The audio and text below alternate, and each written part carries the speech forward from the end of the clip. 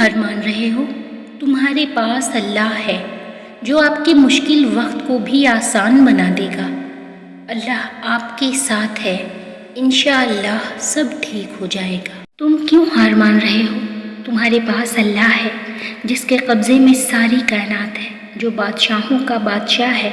یاد رکھیں کہ آپ جتنی بار اللہ کے سامنے ہاتھ اٹھاتے ہیں، آپ کی تقدیر اتنی بار بدل جاتی ہے۔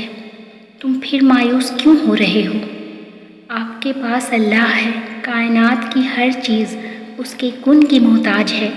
تو تمہاری دعا کیا چیز ہے جو رات کو دن میں بدل سکتا ہے، آپ کے مشکل وقت کو بھی آسان بنا دے گا۔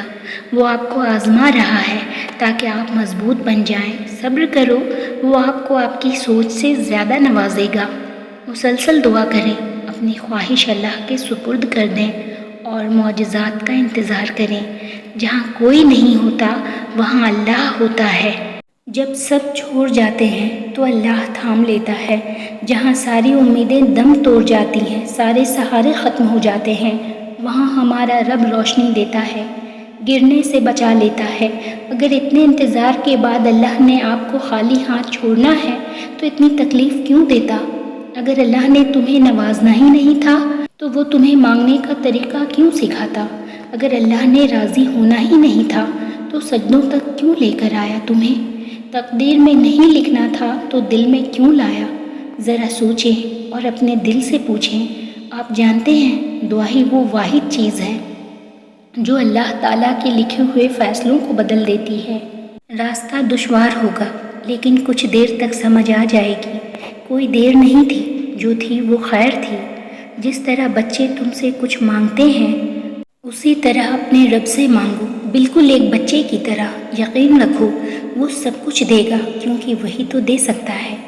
بس بھروسہ رکھیں۔ اب آپ فکر نہ کریں، اللہ آپ کے ساتھ ہے، انشاءاللہ سب ٹھیک ہو جائے گا۔ اور سب کو اپنی دعاؤں میں یاد رکھیں۔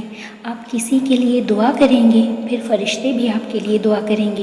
میری دعا ہے کہ اللہ ان تمام لوگوں کی پریشانیاں اور مشکلات دور فرمائے جو کسی بھی وجہ سے پریشان ہیں۔ اللہ آپ کی اور میری جائز خواہشات کو قبول فرمائے۔ میں اور آپ جس معجزے کے انتظار میں ہیں، اللہ پاک کن فرما دے۔ اللہ آپ سب کو جزائے خیر دے۔ آمین ثم آمین یا رب العالمین۔